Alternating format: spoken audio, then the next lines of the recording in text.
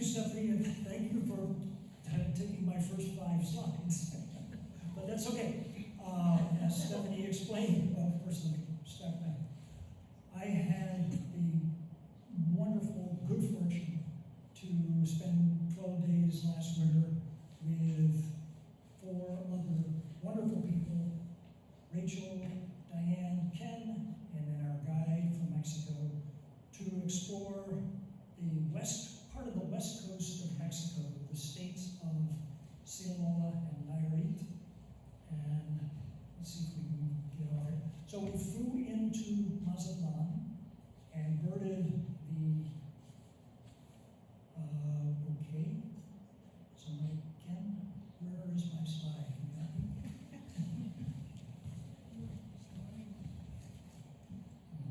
we had trouble mirroring this before. Okay, there we go. Okay. So yeah, flew into Mazatlan, the north part of the coast, and worked our way, first of all, up in the mountains, and then down the coast to the area of San Blas, and ultimately out into the Pacific Ocean.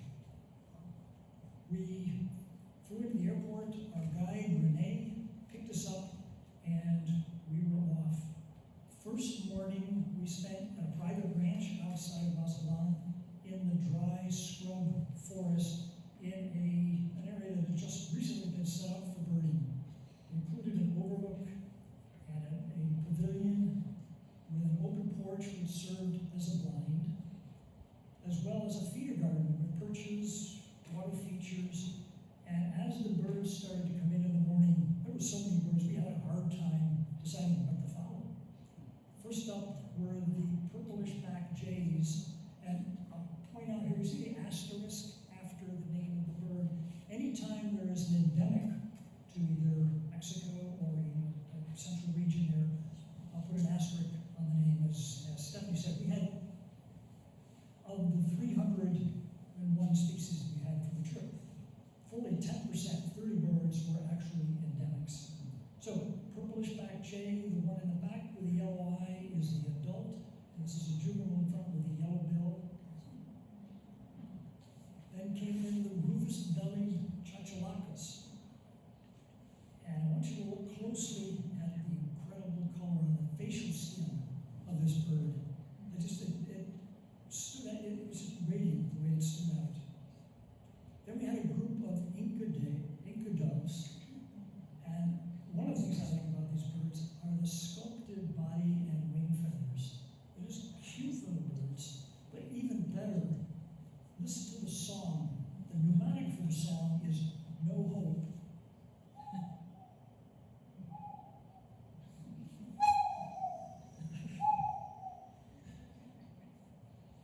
Then there was the black-throated magpie jay.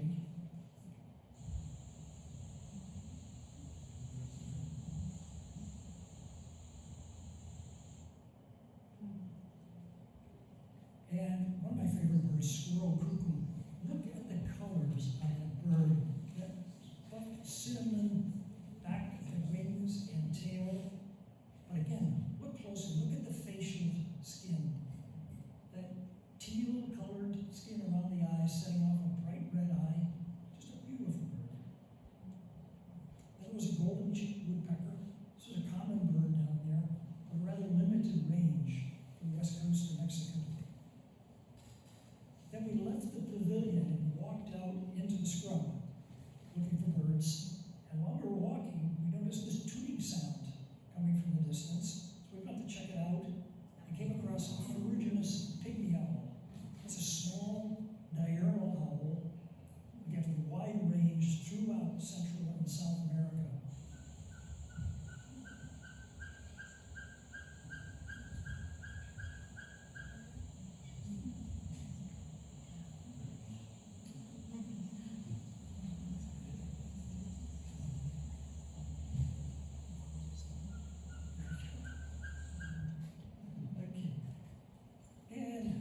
You see the name up the top. This is here just to let you know, so you won't forget what state we were birding in. This is the Sinaloa wren. And then we left that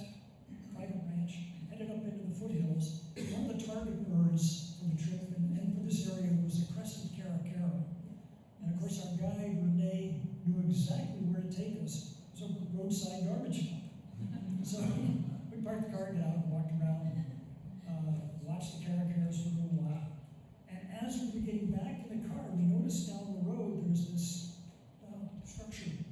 And we're thinking, what is this, a shrine or a resort of some kind? So we asked Renee, he said, no guys, that's the cemetery of the local cartel. A little further up into the foothills, came across a Gila woodpecker. These are common birds down there. They nest in cavities in the cactus and also eat the fruits of the cactus. Driving along paved road, Diane notices this bird running past us going the other direction on the other side of the fence. So we stopped the car, hopped out, and we're walking back, walking up and down the fence, trying to get a closer look at this lesser roadrunner. And one of my themes with the facial skin, look at the colors on that face. Then, again, headed up the paved road into the hills. We stopped and walked up one of the side trails, again, looking for birds. Came across this West Mexican euphonia. And not only is it a pretty bird, the yellow colors on the forehead and the body, but what I really like is this kind of peculiar jumbly song that it has.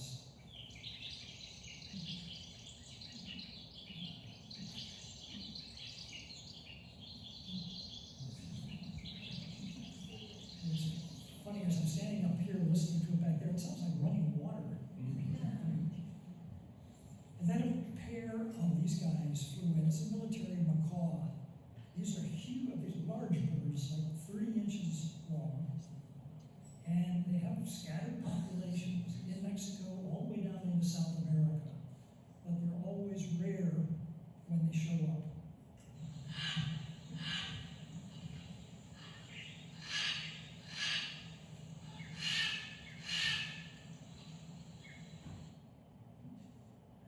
And then look at the bird when it flies away. Talk about colors. And one of the other birds heading up the hills is a yellow grosbeak. Now we have, I think it's 5 different grosbeaks here in North America that are relatively common if you go out as far as Texas. Yellow grosbeak is one more grosbeak that just barely makes it up into Arizona as a vagrant. We stopped at a small village on the way up there, and we're just about to enter the restaurant in the background there, when we heard this call coming from behind us. So we turned around, got our scopes out,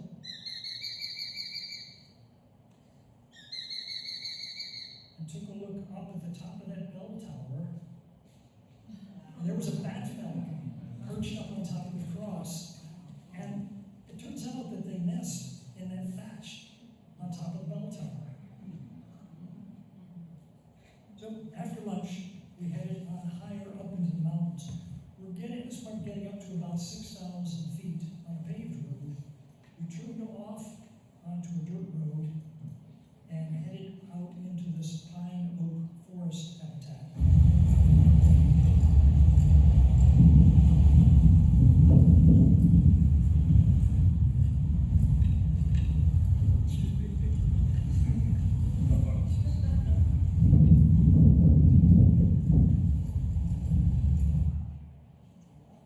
Which brought us up to the Tufted Jay Preserve. Now, Tufted Jay is a rare bird. I'll show you in a minute a little bit more about the bird and its habitat. But the area where you find them is a very small habitat, small range, and the local community, the ejido, that owns most of the land where the bird is found, several years ago agreed to cut back on the logging that they do and establish a preserve, the Tufted Jay Preserve. They built a set of cabins, and this was our home for 2 days. We then headed up, we walked a number of the trails,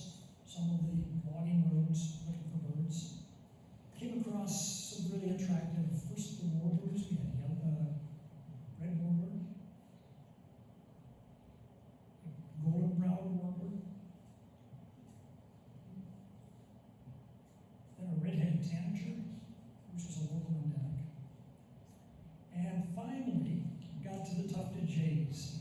These are absolutely gorgeous birds. That crest that you see is permanently raised. This is the from Tufted Jay. But look at the kind of blue velvet back and wing feathers and tip of the tail. I mean, it's absolutely gorgeous bird. The Tufted Jay is a threatened, status is threatened. There are a few thousand of these birds in a very restricted range. You can look at the lower right there of the range map. It doesn't go any further than that. These guys eat insects and fruit, and also, of course, acorns.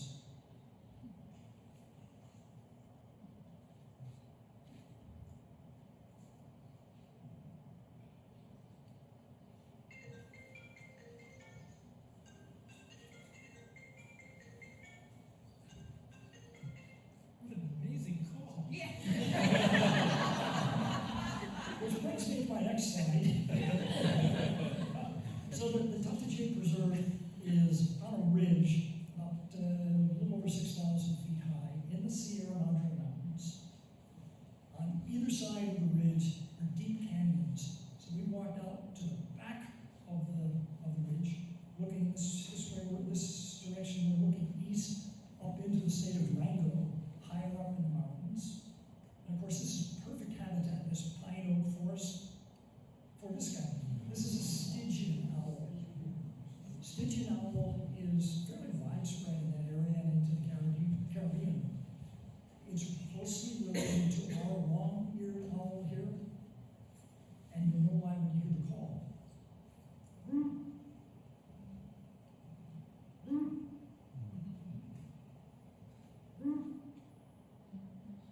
Does that sound just like a long-eared owl?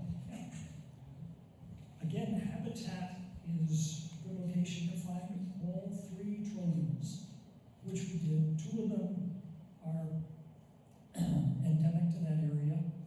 We got photographs of all, we have recordings of two of them.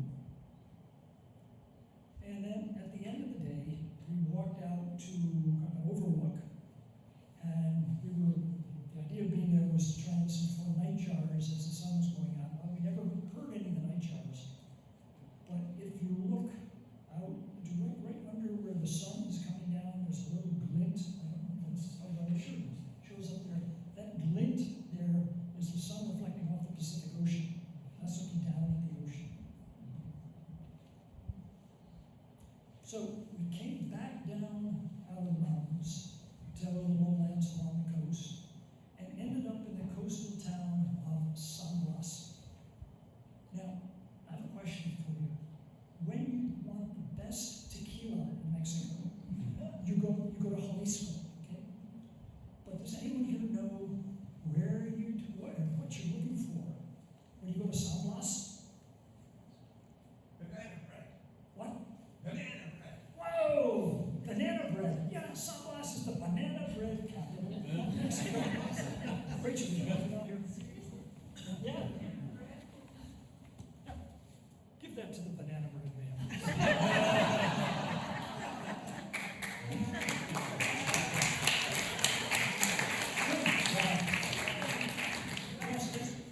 Yes. Yeah. How did you know that? I've been there. Ah, fantastic. So, oops, jumped ahead. So yeah, we stopped in. So this is famous for banana bread. We stopped in at San Blas for the original banana bread, and of course we sampled it, and then we bought a bunch of loaves. It was really, really good. While I'm on the subject of food, I wanted to give we ate really well. Everything from scratch-built homemade empanadas to lots of even raw seafood. And here's just a composite slide of some of the meals. We stopped off at a brackish lagoon in the area of San Blas, get our scopes out looking for shorebirds. And we had blackneck stilts, American avocets, and a flock of short-billed dowagers. This was in February now, so these are just birds that haven't migrated, I guess, or haven't gone any further.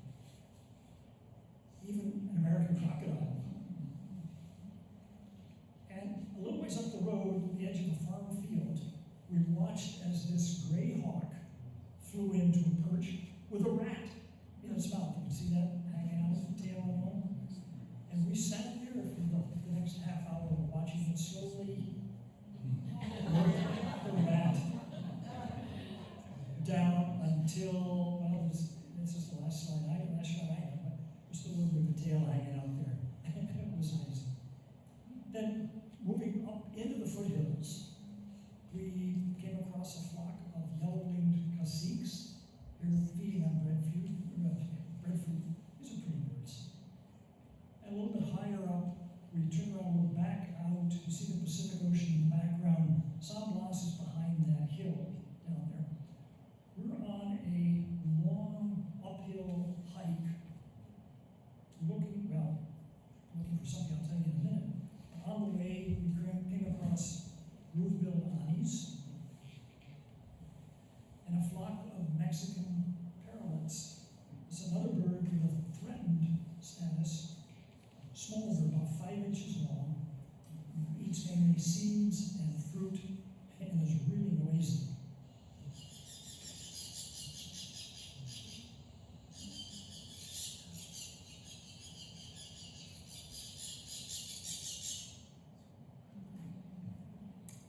So we finally got up to the neck of the Mexican Hermit. Mexican Hermit is a large hummingbird, and they lek, meaning a bunch of males get together there, as our prairie chickens and grouse here in the West, hang out in an area, in this case deep in the shrubs, calling all day long, hoping to attract a female so that they can mate.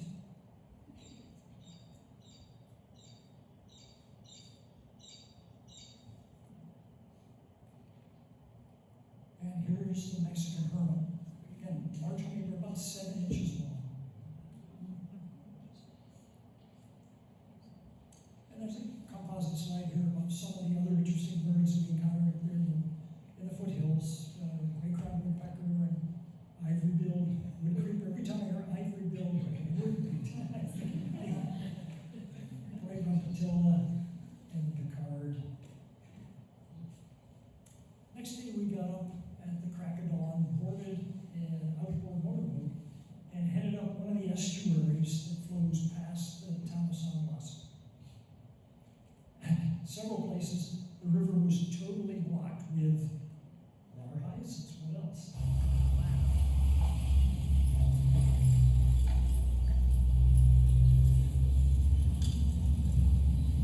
So we just motored on through. A little bit further along, the river opened up into a large lagoon. And on one side, we had a colony of waders. There's a wood stork and a white ibis. Behind the ibis down below is a great egret. And then underneath the wood stork, way down, I'm sure you can see on the slide, is a little blue heron. And while we were watching these guys, we heard another sound from behind us. We turned around.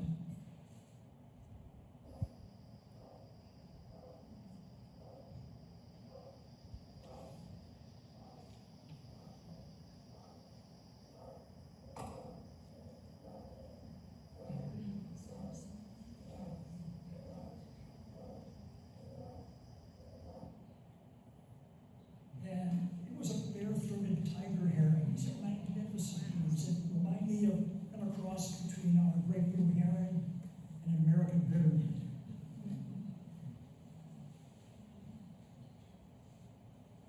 And then later in the day, actually after supper, we boarded another boat going up the other estuary that comes down past San Blas and headed up through the mangroves.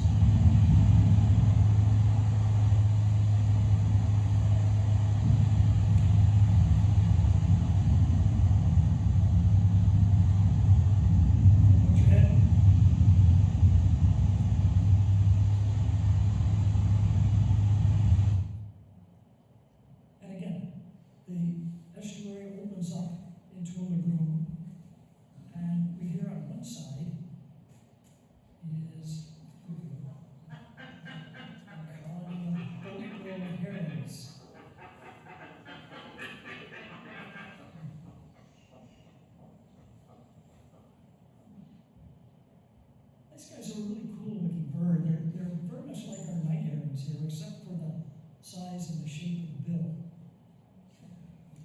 Then, as we headed back down the estuary, it was already after dark, and so we had to navigate by flashlight.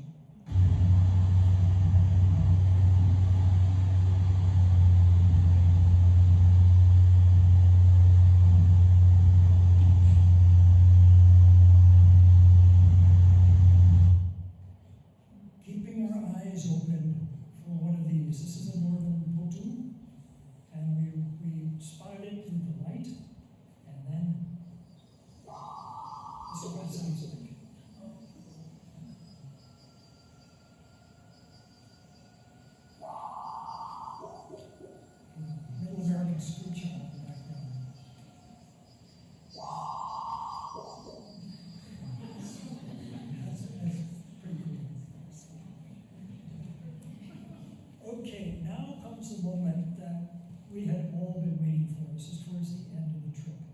This is a boat trip out to a small island about 20 miles offshore where we were going to camp in the middle of a massive seabird colony. We boarded the boat and headed up along the coast before going out towards the island. And as we're riding along, the boat driver keeps speeding up, slowing down, and changing course, and beginning to wonder what is going on. What's he looking for? And then we found out. He found a whale shark. Whale shark is actually not a shark, but the largest fish. They're quite docile. The one that we found was a young one, approximately 15 feet long.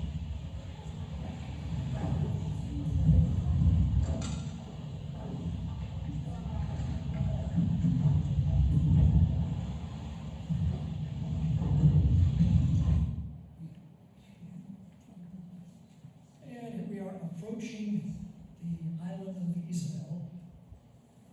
Isabel is a national park in Mexico, but there's no formal infrastructure. There's no staff, personnel in residence. So when you get to the island, and there's no dock, there's no wharf, you get to the island, you anchor your boat, you hop off and wade ashore, which is cool.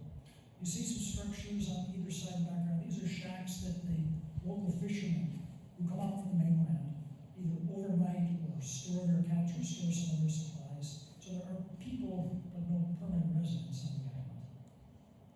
This is a view from one of the high points of the island, looking sort of to the north for the most part. The island's about a mile long, half a mile wide. And after checking that out, we went down and set up our tents underneath this shell of what was intended to be a research station. Constructed several years ago, and then the government ran out of money, so it hasn't gone any further. It was a good shelter. And went out to explore. Isabel Island is the home of a massive, magnificent Frigatebird colony, over 5,000 birds, constantly moving all day long.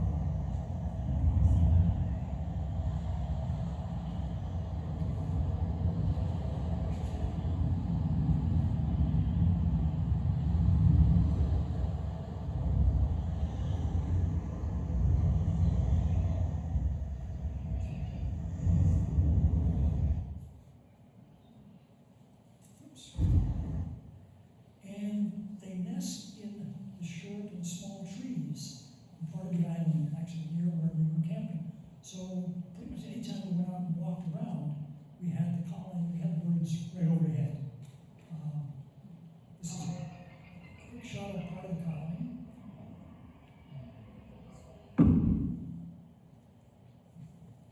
And another shot, so mostly young birds here.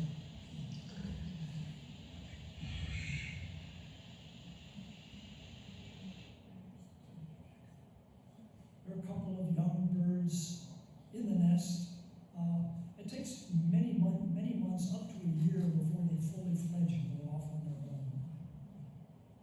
Here's an adult male with an inflated blower sack that you've all seen pictures of.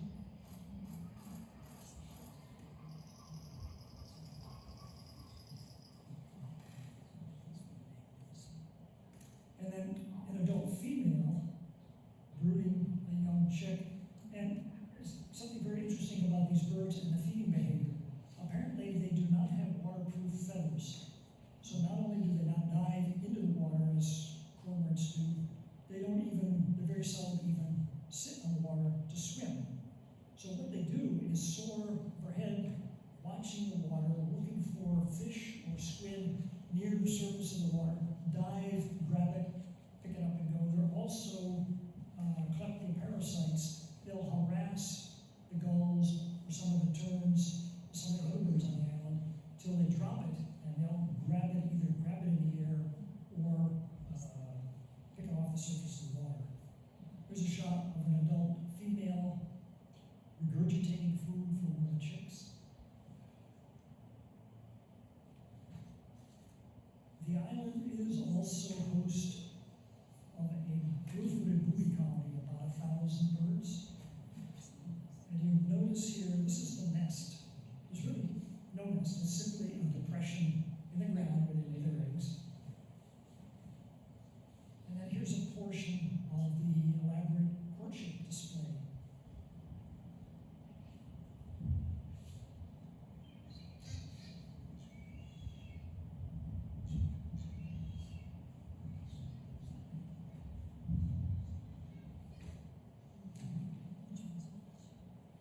There's also a colony of several hundred brown boobies.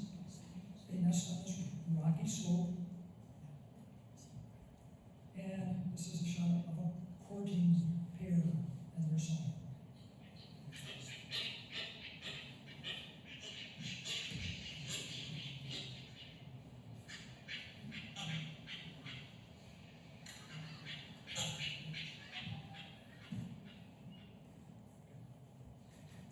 So we had pretty much free run of the island. There were some trails. There was a local guide that came out with us that led us around. And from time to time, because the walking was rather difficult and it was warm, we'd stop and sit and rest for a few minutes and look out to sea for the passing humpback whales. This was pretty amazing.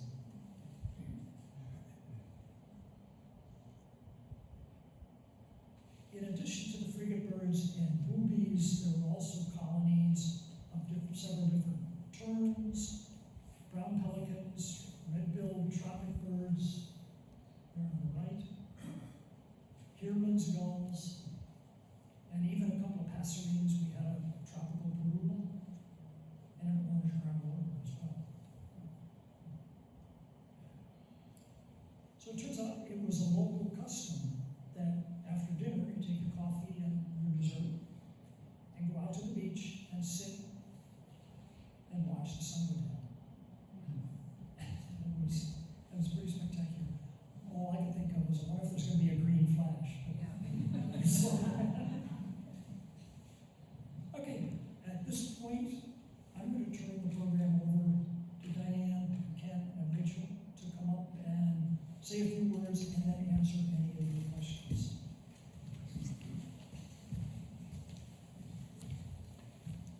One of the things you might wonder about is how comfortable we were going to Sinaloa and spending time with El Chapo's son. And we thought hard about whether we really wanted to do this when Bob first suggested the trip to us, because the State Department says don't go there. But we did a little bit of research online, and Mazatlan's pretty safe. And the bottom line is that if you have a local guide who you trust, it's safe. So he knew some of the cartel people. He knew where we should go, where we shouldn't go, and he said, absolutely, you should not go to Sinaloa or Durango or Guerrero or any of the other do not go places without a local guide that you trust. At one point on the trip, and I think it might have been in that slide where you were pointing to Durango, Renee said, for example, you wouldn't go on that hill over there because that's where the cartel are growing things. But overall, it was a wonderful, safe trip, and we were very fortunate to have Bob start the thing and contact Renee, and Renee was Yeah, I wanted to say that the whole trip was really Bob's idea, and he had been birding with Renee on a previous trip in another part of Mexico, and so that was also reassuring to us that he knew the guide pretty well. But Renee grew up in Mazatlan, and he leads birding tours all over the country, but Western Mexico is his home and where he's the most comfortable in. So everywhere we went, he was talking to people who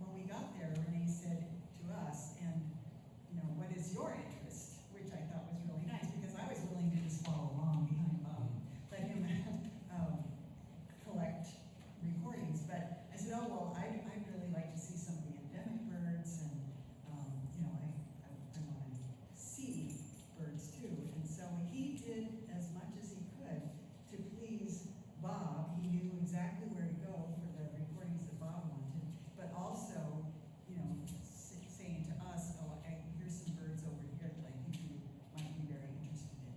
So I thought Rene Valdez, that's his full name, and he, I think, Next slide. next slide. Yeah. Oh, yes, so Rene Valdez.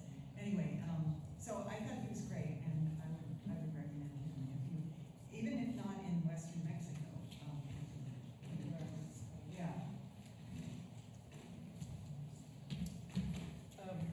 I just want to mention about the whale sharks. Renee, the night before we were going to sail out to the island, Renee said, there is a chance that you can swim with the whale sharks.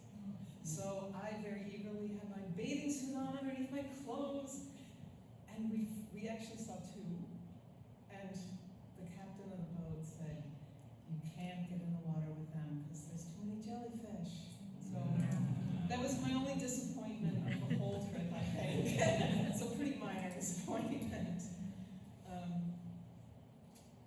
And actually some other highlights for me that we didn't, like the bat falcon that was on the church tower.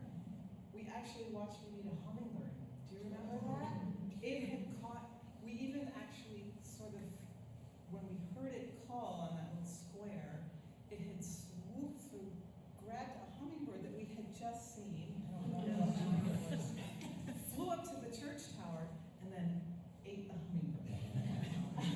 Do you remember?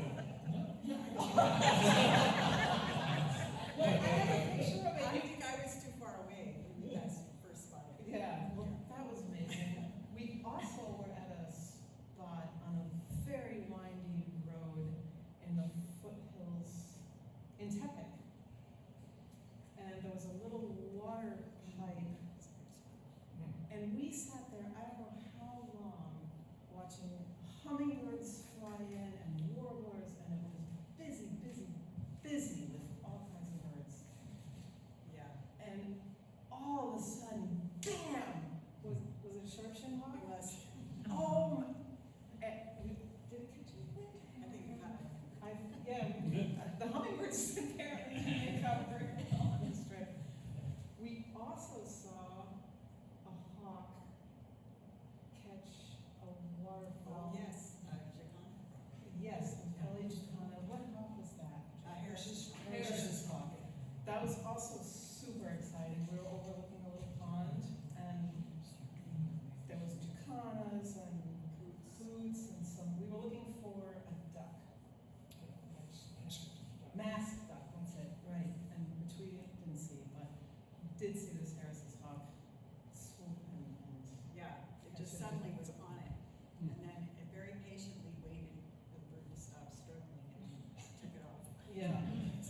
But, And it was a heavy lift. it was. Yeah. It was a fairly big bird for that hawk.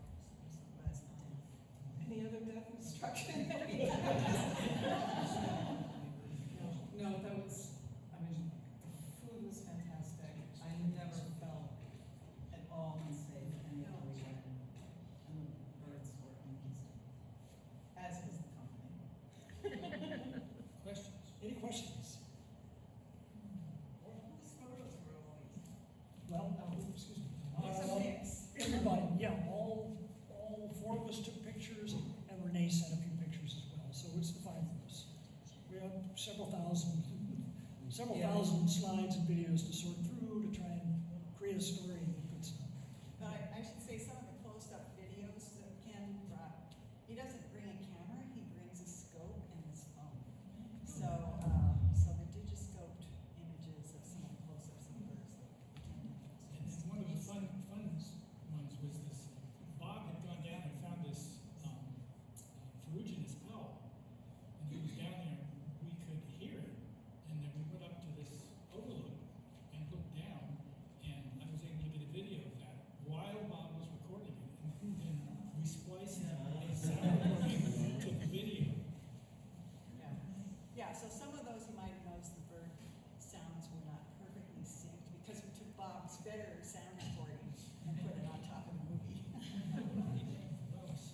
They were. What did the Tufted Jay sound like? Ooh, like, I almost put a sentence, like the jays around here, like a blue jay, or a green jay, or it's just calls, or, well, I mean, a bunch of different calls, no real song, and it wasn't all that pretty, so, yeah. Yes? The local people call the Tufted Jay something in their It's- language. it's Charapita. Charapita. Yeah, so Yeah. most of the birds have a name Yeah. in Absolutely. Mexican, right? Absolutely. Okay, so. Yeah, and if you go something like the Sibley app, or, well, if it's a bird, well, it doesn't have, but some of the apps and some of the guides have the name in English, in Spanish, and in French, so you can check it out. Or the websites, no, Birds of the World probably not, but yeah, you're right. It was fun when we were with the Spanish-speaking guy, and so he had his little guidebook, and so the community, he would point at the picture of the bird, because he didn't know the English, so that was kind of fun. Yes, So in that vein, a spectacularly naive question, I've never been on a bird trip. So like, how does one prepare to go to a different country and see 300 species of birds that you perhaps never laid eyes on before? Do you like get a guide to birds of western Mexico and pour over it? And I mean, how do you That's- even begin? yeah, that's the major way, is you get a guide or you get an app, and you go through, or you get a trip. So if it's an organized trip that one of the main companies has done before, they send you a list of the birds they've seen, so you narrow it down. What we did more of in this case, because we didn't have a trip list of exact, Bob knew what he wanted to find, but Renee didn't send us a list of what we would see, is look at eBird. We knew where we would be going, and Renee eBirded all of our eBird lists for us, which was really nice of him to share it with us. Yeah. So we didn't have to be looking at our phones. Trying to search for species while some other bird flew by. Right. The other tool that's very helpful when you go internationally is Merlin, because you can download a pack from that location, and you can use that pack to study. Yeah, you can look at the photos even. And in addition, with Merlin that Ken mentions, you can also use the sound ID in Mexico. So you're walking along, you hear a bird, you see a bird, you don't know what it is, you hold it up, Merlin tells you what the bird is. And then, yeah. But when it thinks it is, What it thinks. Well, yeah. Just a comment that sounds how different is the 50 years ago when I lived in Mexico, and the only bird kind of English worked with a key. So imagine to identify a hummingbird. Has it this type of a bill? No. Go to next one. It's gone. Yeah. So we birded there with some friends without worries about danger, because it was a different time in the world. yeah. 1970, 1975 period. Do you have another trip planned? We're working on it. As they said, I mean, when I travel, it's to record. And now I have a list of birds that I'm looking to record. Also in Mexico, starting with the flamingo up in the Yucatan.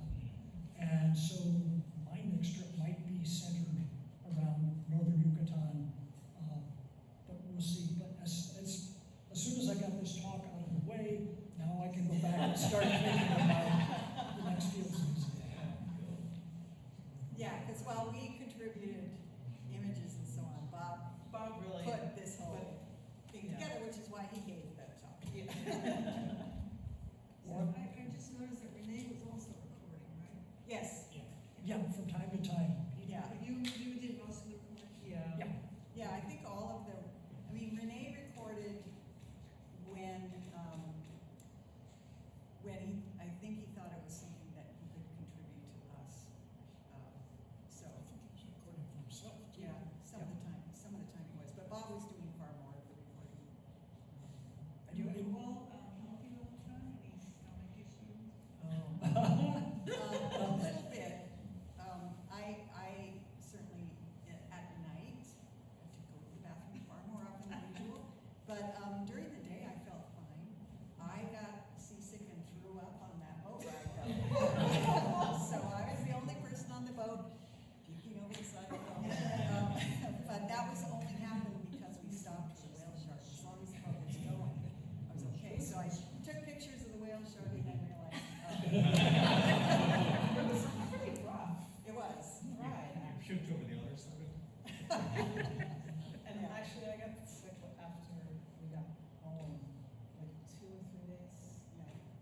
had some parasite and take something, I forget, no. It was worth it. It was totally worth it, it was not that bad. So, Paul, what was the eBird coverage like in the sense of, were there lots of observations for the areas that you went to, such that you could? Yeah, because first of all, Renee knows the area. He's been guiding there for years. So it was a set. I gave you my list, but he pretty much went where he had it all set up. And since he's been doing it for years, he's the eBird reviewer for that area. So he had lists, and he's taken other groups to the same places. I mean, we with the exception